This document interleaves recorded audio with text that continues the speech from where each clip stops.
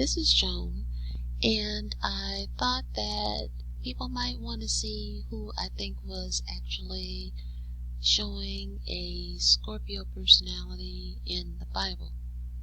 Well, the first person who comes to mind will probably be surprising to you, and it might be something that you say, no, couldn't possibly be. But, well, actually, two people come to mind. The first one is John the Baptist. Now, I know that sounds kind of like, what? Well, people, for whatever reason, when they think of Scorpio, they think of something evil.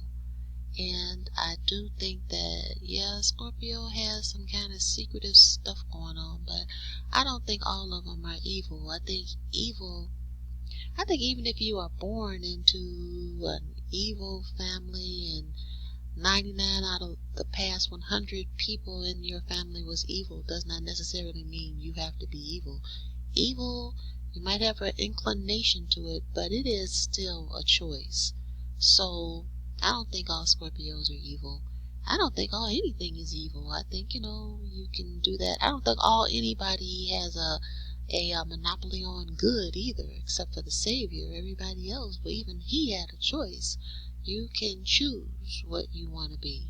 Most people just choose to be the lowest of their range as opposed to the highest.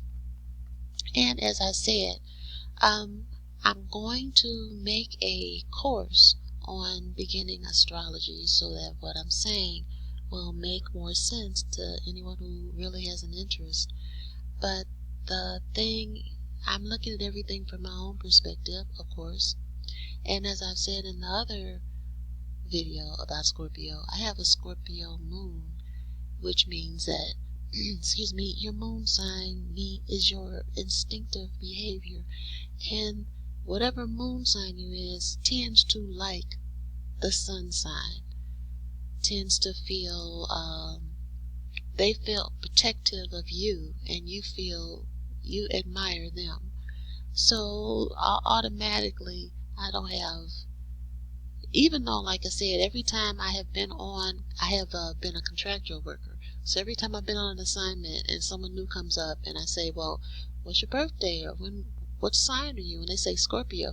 I pretty much know, okay, you aren't going to be on this job too long. I don't know why that is. Could be because I have Pluto, which rules Scorpio, in the 6th house, which is your day-to-day jobs. So for whatever reason, they may not work too well for me. Plus, I also think my ex-husband, rising sign, so that touched every aspect of him. I think his rising sign was Scorpio, and he had that kind of piercing, dangerous look. But I have to also say that Scorpio moon is conjunct Neptune, which means Neptune is the planet that causes you not to be able to see things very clearly. It's like your blind spot. It's like looking at a picture that is out of focus, and you have to keep looking at it and looking at it to see what other people can see very, very clearly. Well, I have that conjunct my moon. So, of course, I have a hard time seeing Scorpio people, particularly the women, clearly. It also says that, your mom probably had, at least as far as you could see, had some of these traits, and you couldn't see her too clearly either. But again, I want to do a course on it because it's in my 7th house. 7th house is the house of enemies and partnerships. So I have not had any partnerships. Well, as I said, I think my ex-husband was a Scorpio rising, or is, wherever he is. So I have had partnerships, but personally I think that in the 7th house, planets there probably are telling you about your marriage and your divorce. But to get back to the Scorpio personality, I thought that this particular article, and it is in zodiacfire.com/Scorpio-personality. I like things that sum things up quickly. And Scorpios are intense and full of passion. Now, let me also explain that I think To me, when I hear about John the Baptist living out alone in the wilderness eating honey and locusts, I think Scorpio. Now, I have read other people's comments, and they say Aquarius. Now, anytime somebody does anything odd, people say Aquarius. And I'm going to get to Aquarius, but basically, let me explain this. The two signs that are sometimes considered the most boring are Taurus and Aquarius. Aquarius, in your books you will read, is doing all kinds of bizarre things, but the Aquarians you meet in your actual life may say something a little strange, but as far as what they do, they tend to just live very conventionally. They just have no problem if you want to go live in the wilderness and eat scorpions and honey. They'll say, "Cool, that thumbs up. That's good for you." Now, from what I've seen and being one, that if you tell them to go live in the forest and do that, they might say, "I got no problems with whoever wants to do that, but I don't." So that is why I kind of think John the Baptist, my leaning is toward Scorpio. Scorpio living at their highest potential. Okay. Intense and full of passion, clever, can't be fooled, mysterious, secretive, have trust issues, can be highly suspicious of everything, focused, ambitious, and competitive, loses their temper, can be brutal, they only give compliments they actually mean, they can be very unforgiving, can be reserved, take time to open up. Now, like I said, I like things that get straight to the point, and to me this article does get straight to the point. And to me, this seems to, from what I've read, to me, the first person who came to my mind when I thought about Scorpio was John the Baptist. But another person that may have come to your mind and may not have come to your mind is this person. This is a Wikipedia entry for Bathsheba. Now, I know some of you might be like, well, why are you blaming the woman? He did this to her. Valid points. I will not argue with that. But ever since I was a young girl at Kingdom Hall Assembly, and they put on a play, and they showed how she was bathing naked somewhere, and King David happened to stay home from battle and looked out and saw her. I thought, well, like, what's she doing out naked bathing? I don't understand that. I don't get this. I don't think she was as innocent as they say she was. Now, I could be wrong. And there are many people who, when you talk about Bathsheba, will say, but this is a demonstration of how men have taken advantage of women. Well, maybe, but it could also be an illustration of how women make really good spies sometimes, because a lot of the times people don't look at a woman as being dangerous. And especially if you're a king, I think you're not going to look at some naked woman as being particularly, especially if you can have any woman you want. You're used to just grabbing them up and, using them, putting them back out where you want them to be. So, I've always questioned Bathsheba. And I apologize to the Most High if I am wrong. I do not want to be wrong. I want to be right. Right is a short form of righteous. But every time I think about her, I think about, I don't trust that woman. And part of the reason is because she is or was the granddaughter of Ahithophel. Ahithophel was a counselor of King David, and he was known for being extremely intelligent.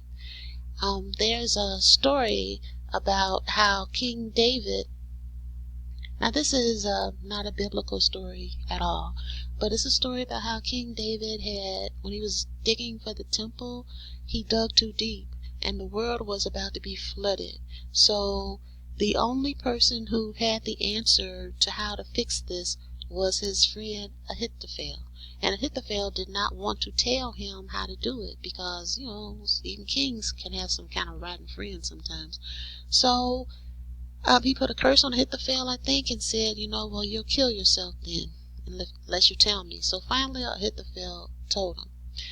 Now, I looked up Ahithophel, and he was not an Israelite. He was from the land of Gilon, I believe. And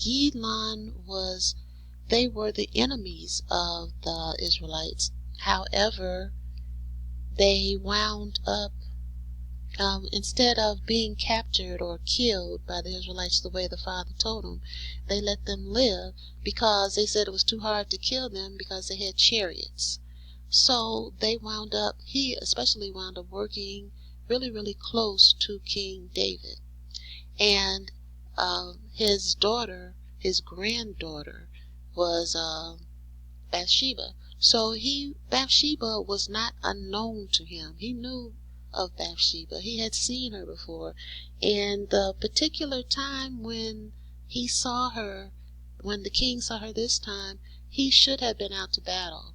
But he did not. He stayed and was just looking around.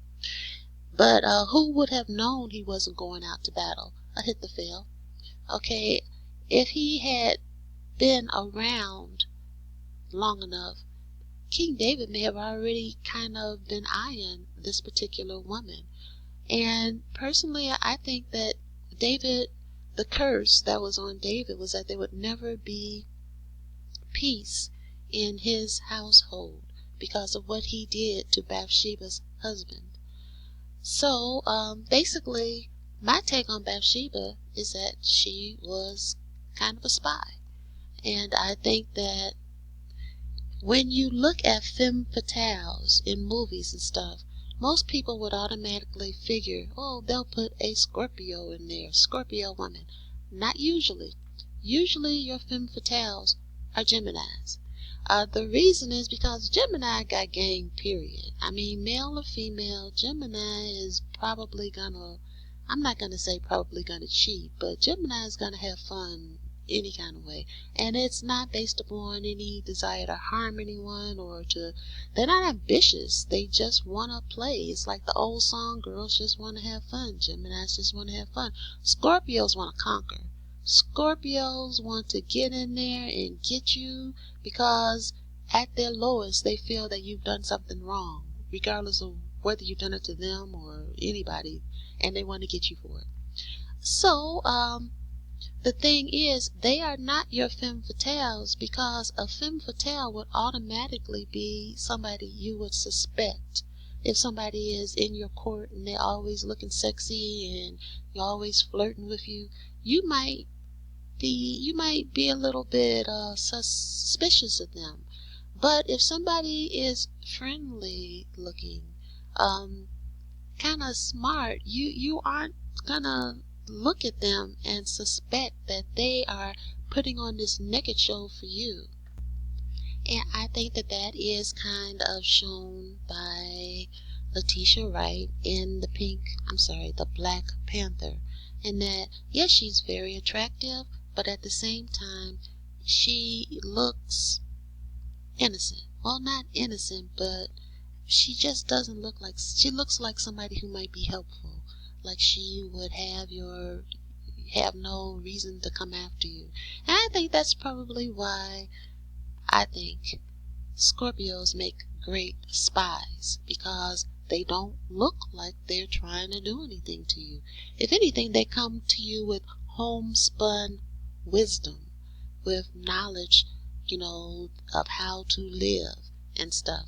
So personally, and I know someone asked me about they wanted to see who I thought was Scorpio, and it's lots of Scorpios, but the two who really come to mind and contrast the most for me, and I would say that I think that they represent Scorpio more so than they might actually have been, would be John the Baptist and Bathsheba.